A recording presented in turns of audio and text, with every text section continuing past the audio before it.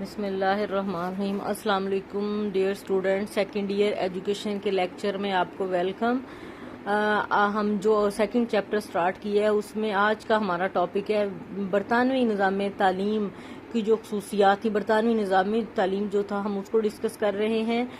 برطانوی نظام تعلیم میں جو ان کی ایجوکیشن پالیسیز تھی ہم ان کو ڈسکس کر رہے ہیں۔ کل ہم نے کیا وہ ڈسپیچ 1854 اور آج جو ہے وہ ڈسپیچ 1854 میں ہم نے دیکھا کہ کس طرح جو ہے وہ لارڈ میکالا کا جو نظریہ تھا کہ یہاں پہ جو مشرقی علوم خاص طور پر عربی ہے، سنسکرت ہے، اور ان کی واضح مخالفت تھی، اور یہاں کے جو تعلیمی نظام تھا وہ اپنی موت آپ مر گیا اور کوئی بھی اس میں زندگی کی رمق اس لیے باقی نہیں رہی کہ اس نظام تعلیم کو جو ہے وہ غلطیوں کا مرکہ قرار دے دیا۔ 1854 کا جو وہ ڈسپیچ تھا اس میں ہم نے یہ ڈسکس کیا۔ آج ہم نے جو ہے وہ کرنی ہے سارجنٹ رپورٹ۔ سارجنٹ رپورٹ کیا ہے؟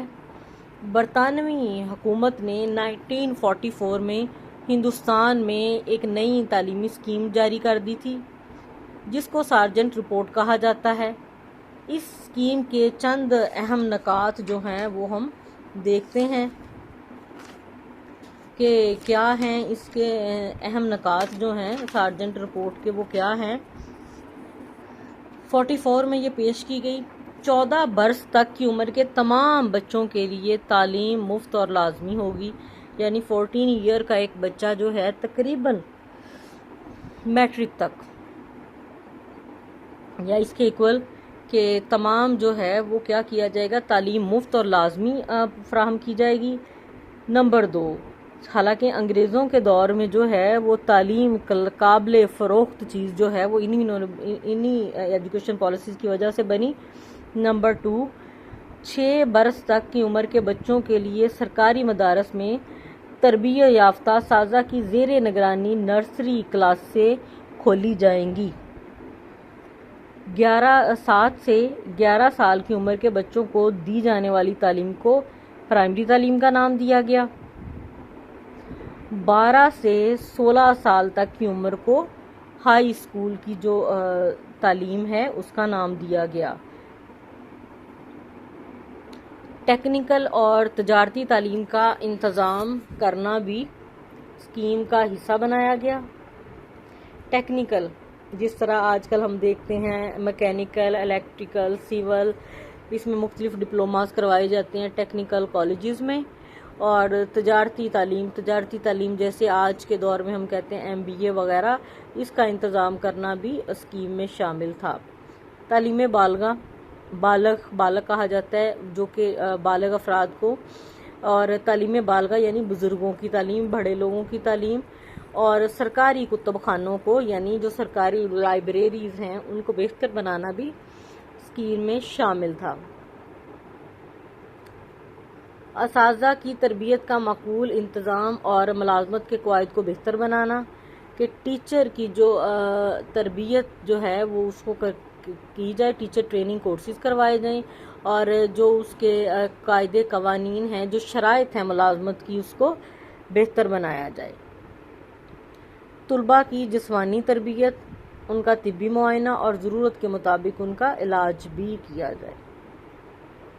ذہنی اور جسمانی طور پر معذور بچوں کے لیے تعلیمی سہولیات مہیا کرنا، جیسے آج ہمارے ہاں بچوں کے جو ہیں وہ اسپیشل ایجوکیشن کے جو سکولز ہیں، تو اسی طرز کے جو ہیں انہوں نے کہا کہ جو بچے ذہنی یا جسمانی طور پر کسی معذوری کا شکار ہیں ان کو یہ سہولیات مہیا کی جائیں۔ بچوں کے لیے سماجی اور تفریحی مشاغل کا انتظام کرنا بھی سارجنٹ اسکیم میں شامل تھا۔ رپورٹ میں بچوں کو زیادہ سے زیادہ عملی تعلیم پر زور دیا گیا تھا تاکہ آئندہ بچے جو ہیں وہ زندگی میں کوئی مناسب پیشہ اختیار کر سکیں۔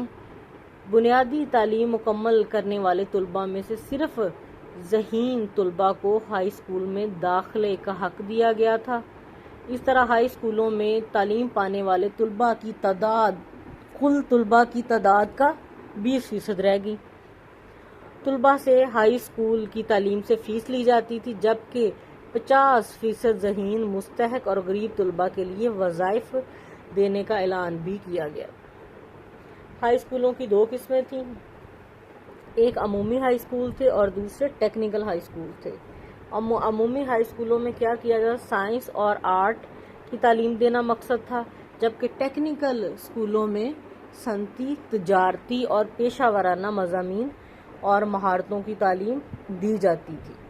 ان اسکولوں میں سائنس کا مضمون لازمی تھا، اس کے علاوہ لکڑی، پتھر اور دھات کے کام کی تعلیم کا انتظام بھی کیا جاتا تھا۔ اس کے علاوہ کچھ ڈسکس کرتے ہیں برصغیر میں برطانوی نظام تعلیم کی جو خصوصیات ہیں وہ کیا تھیں۔ برطانوی نظام تعلیم جو ہے وہ انگریزوں کا قائم کردہ یہ جو نظام تعلیم تھا، مسلمانوں کے نظام تعلیم کو ختم کرنے کی کوشش تھی، جو مسلمان حکمرانوں کے دور سے ہندوستان میں رائج تھا، جس میں تعلیم عام اور مفت تھی۔ تعلیمی ادارے مالی طور پر آزاد، خود مختار اور حکومتی اثرات سے یہ سارے پاک تھے۔ برطانوی نظام تعلیم اپنی اساس اور طریقہ کے لحاظ سے مسلمانوں نظام تعلیم خصوصاً مسلمانوں کے ثقافتی ورثے کے خلاف تھا۔ تعلیمی ورثے کے کمپنی کے اولین سالوں میں تبلیغ عیسائیت کے حوالے سے عیسائی مشنریوں کا تعلیم میں براہ راست عمل دخل اور بعد میں جو ہے مخالفت کے بعد کیا تھا کہ انڈائریکٹلی جاری رہا۔ اسکولوں کے نصاب میں بظاہر عیسائیت کی تعلیم اور تبلیغ تو شامل نہیں تھی، لیکن عملی طور پر تعلیمی پالیسیوں میں مغربی علوم و فنون، تہذیب اور کلچر کی ترویج کو ہی مرکزی حیثیت حاصل رہی۔ اگرچہ بعض ادوار میں ایسی کئی حکومتی پالیسیاں بھی وضع کی گئیں جن میں مقامی نظام تعلیم اور زبانوں کے بارے میں مثبت رویے اختیار کیے گئے، لیکن ان پر کبھی عمل نہیں ہو سکا۔ یہی سبب ہے کہ قیام پاکستان کے مرحلے تک پہنچتے پہنچتے برصغیر کا نظام تعلیم اپنی اصل سے کٹ گیا، لہٰذا 1947 میں جو نظام تعلیم پاکستان کو ورثے میں ملا وہ ایک نظریاتی مملکت کے تقاضوں کو پورا نہیں کرتا اور نہ ہی اسلام کے تعلیمی نظام سے مطابقت رکھتا ہے۔ کل سیکنڈ ایئر آپ کا جو ہے وہ لیکچر نہیں ہوگا، کل آپ کا ریویژن ڈے ہے اور اس کے بعد سیٹرڈے کو جو ہے وہ آپ کا ٹیسٹ ہوگا اس چیپٹر کا، جہاں تک آج ہم نے یہ لیکچر ہوا ہے، یعنی سارجنٹ رپورٹ تک۔ Thank you.